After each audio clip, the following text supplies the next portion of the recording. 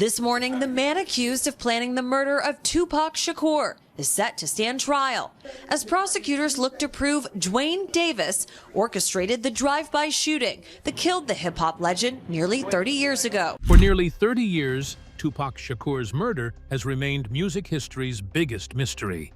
But now, something has changed. A man who has spent years talking about Tupac's death is facing a jury, and what he has said could come back to haunt him. The shocking part? He once claimed to know exactly what happened. Now, nearly 3 decades later, the world may learn whether he was telling the truth or selling a story. What happens next could change everything we know about Tupac's final night.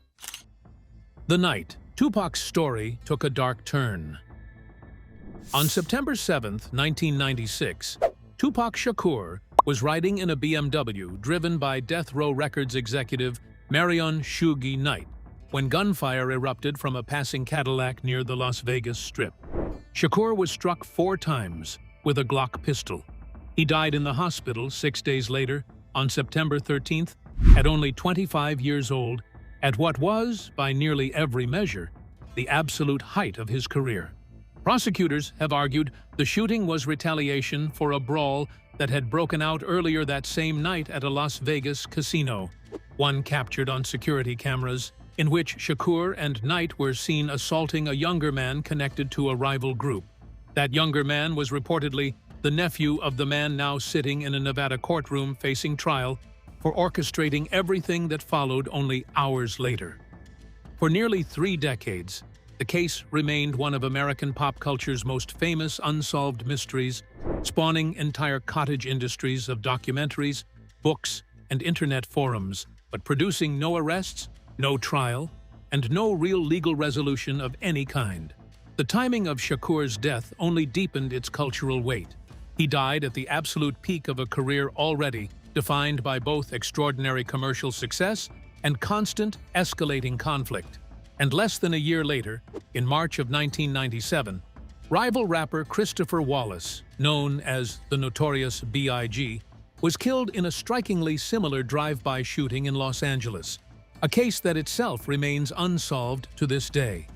Together, the 2 killings came to define an entire era of hip-hop history, an uncomfortable, often oversimplified narrative about East Coast and West Coast rivalry that obscured just how deeply gang affiliations, rather than record label loyalty alone, had become embedded in the culture surrounding both men.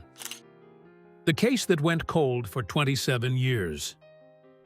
For years, investigators reportedly lacked the basic building blocks that a murder case typically needs. There was no recovered murder weapon, no recovered vehicle, and no reliable path to the person responsible for the shooting. The passage of time only made those problems worse. Key figures connected to the Cadillac that night either died, disappeared from the investigation, or stopped cooperating with law enforcement, leaving investigators with fewer witnesses and even fewer opportunities to reconstruct what happened.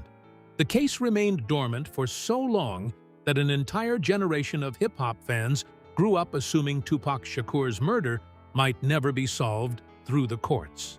Theories continued to circulate. Documentaries revisited the same questions, and fans dissected every detail surrounding the September 1996 shooting. But despite the enormous public fascination, the investigation produced no arrest for decades.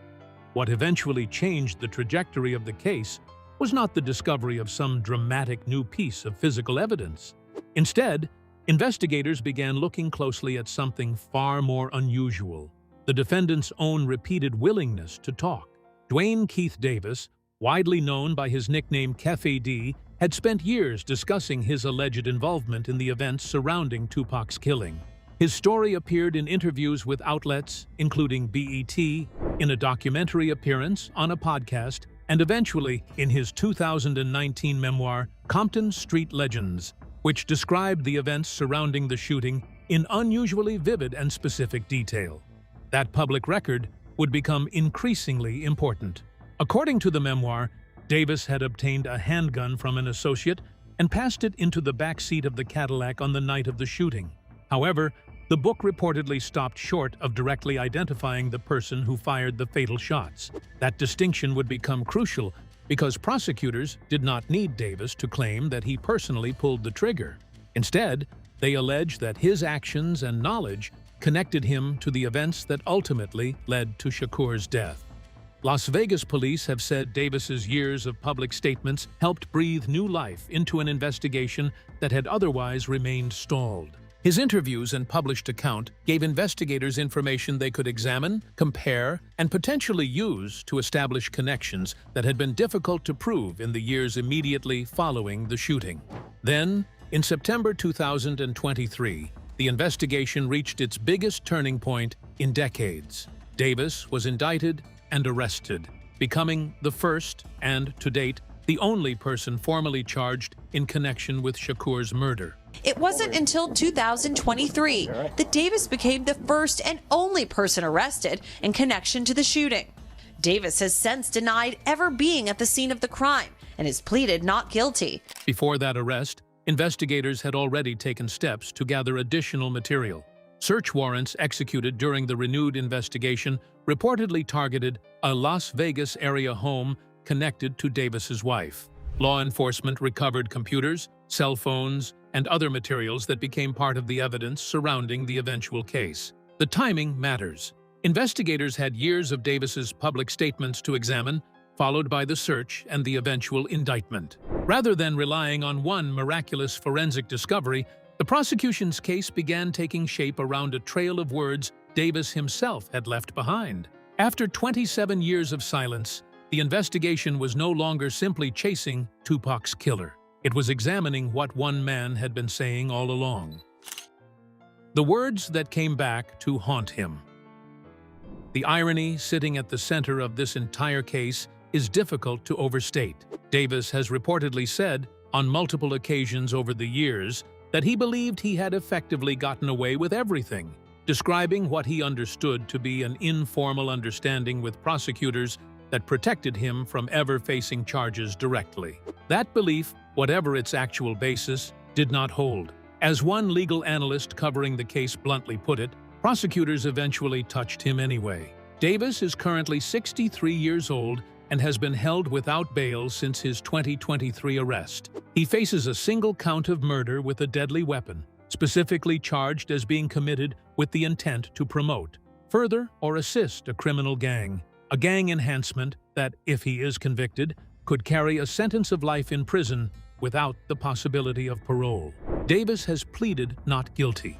His defense has consistently argued that years of interviews and an entire published memoir amount to nothing more than embellishment, entertainment, and a straightforward attempt to make money off a story that had already fascinated the public for decades, rather than an actual, reliable confession to a real crime. The trial took longer to begin than expected. Originally scheduled for March 2025, it was delayed after Davis's legal team requested more time, citing new witness interviews and investigation that could place Davis outside Las Vegas and point to someone else as the killer. The judge overseeing the case, Carly Kearney, granted that delay, resetting the trial for February of 2026. That date slipped again, this time by roughly 6 months, after Davis's attorneys described the sheer volume of evidence still requiring review as genuinely voluminous, pushing the actual start date all the way to August 10th of this year. Prosecutors reportedly did not object to either delay. Davis's own legal representation shifted considerably across this same stretch as well. An earlier defense attorney, Carl Arnold, told a Las Vegas television station in 2024 that he believed his own client was, quite simply, a liar, a notably blunt assessment for a defense attorney to offer publicly. Arnold left the defense team the following year, with Davis's case eventually passing to attorneys Robert Dreskovich and Michael Pendulo instead. Even Davis's time inside the Clark County Detention Center awaiting trial produced its own complications. In August of 2025, he was found guilty of fighting another inmate while in custody, resulting in an additional sentence of 16 to 40 months, layered on top of an already lengthy pretrial detention connected to the murder charge itself. Rulings handed down in the months leading up to trial also shaped exactly what jurors would eventually be allowed to hear. In late June of 2026, Judge Kearney sided with prosecutors in ruling that Davis's 2019 memoir would be admissible as evidence, a significant win for the state's overall strategy. While expressing more caution about recordings law enforcement had made of Davis directly, leaving the door open to revisit that specific question again once the trial itself was already underway. The judge also denied a full request for jury sequestration, though she left partial sequestration open for further discussion, depending on how the proceedings unfolded. The evidence that survived 30 years. Legal analysts covering the case have pointed out something genuinely rare about how prosecutors plan to build it. Criminal cases built on evidence collected 30 years after the fact are, by nature, extremely difficult to win. There is no surviving murder weapon. There is no recovered vehicle. Many of the people who might once have been considered witnesses are dead, incarcerated, or otherwise unavailable. What prosecutors do have, according to legal analysis surrounding the case, is an unusually rare gift for a case this old. A defendant who spent years talking, repeatedly and in detail, on the record. Chief Deputy District Attorney Binu Palal has reportedly built jury selection itself, partly around this exact issue, walking potential jurors through names connected to the case, including Knight and music mogul Sean Diddy Combs, to gauge how familiar they already are with a story that has circulated through hip-hop culture for 3 decades. One legal commentator following the case described this dynamic plainly, that it is a genuinely rare situation where prosecutors get to essentially ask a jury to treat a defendant's own previous public statements as close to gospel truth, while the defense is left arguing the exact opposite, that those same statements were prone to exaggeration, driven by a desire to sell books, and should not be trusted at all. That same commentator noted that the passage of time typically works entirely against prosecutors in a case this old, since witnesses fade, memories blur, and physical evidence simply degrades or disappears.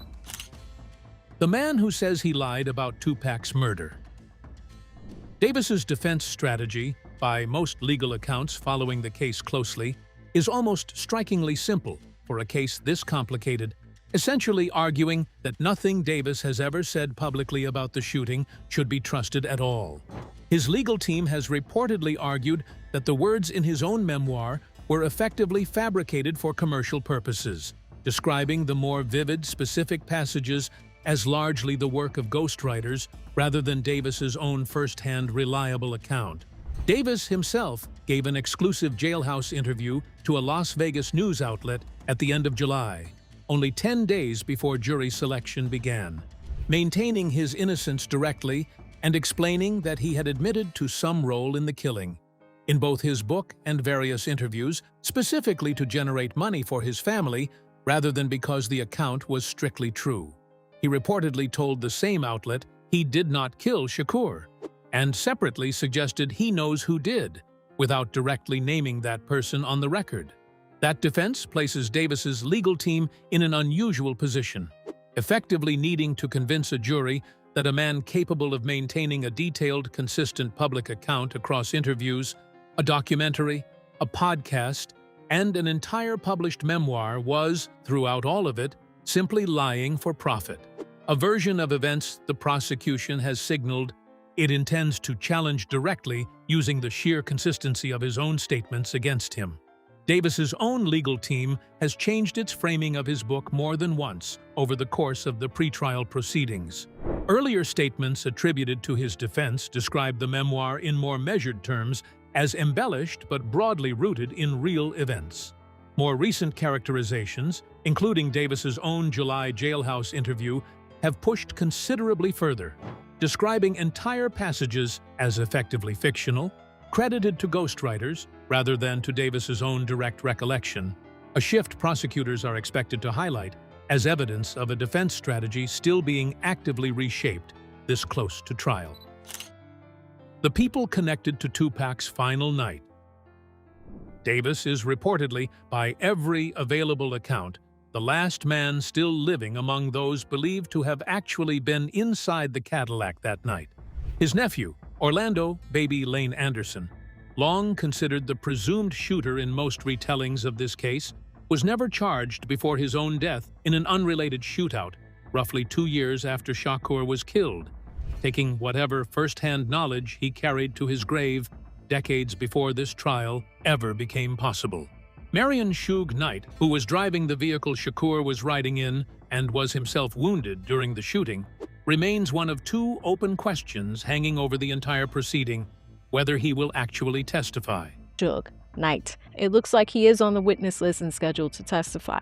He is one of the last remaining people that saw what happened that night and also was a victim in the crime along with Tupac. Knight, already serving a lengthy prison sentence connected to an unrelated 2015 case, has a long, complicated history with law enforcement and has reportedly never fully cooperated with investigators looking into Shakur's death over the years. Whether prosecutors can or will compel his testimony remains one of the most closely watched open questions as the trial gets underway. Sean Diddy Combs' name has also surfaced in connection with the broader case, reportedly including material connected to a recent Netflix docuseries about Combs himself, which prosecutors are said to be planning to introduce as part of the wider evidentiary picture, a detail that places this 30-year-old case in conversation with one of the entertainment industry's most closely watched current legal sagas as well.